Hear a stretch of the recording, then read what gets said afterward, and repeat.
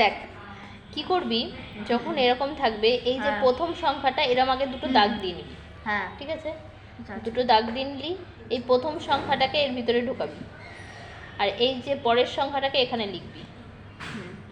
ঠিক আছে, তাহলে এখানটা এবার বল কোন সংখ্যাটাকে ভেতরে নেব, কোনটাকে?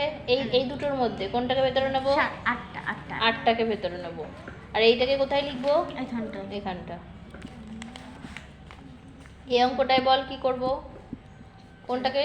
হ্যাঁ, ওটাকে ভেতরে নেব আর এই চারটাকে বাইরে রাখবো। সাজিয়ে নিলাম।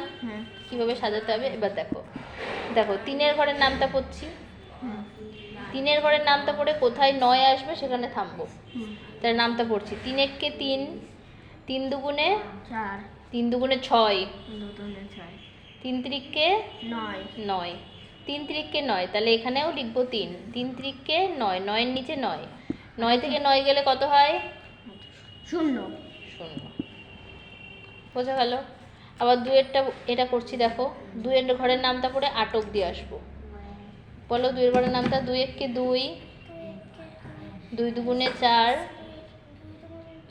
3 দুগুণে 6, 4 দুগুণে 8, এই যে 8-এ থামবো এবার। 4 দুগুণে 8, তাহলে এখানে লিখবো 4। ঠিক আছে, 8-এর নিচে কত লিখবো? 8। ঠিক আছে, এবার বিয়োগ করছি, বিয়োগ করে 8 থেকে 8 গেলে 0। তারপরে দেখো এটাও 4-এর ঘরের নামটা পড়ে এবার 12 আসবো। 4-একে 4, 4 দুগুণে 8, 3 4-ই 12, 3 4-ই 12, তাহলে কত আসলো? 3।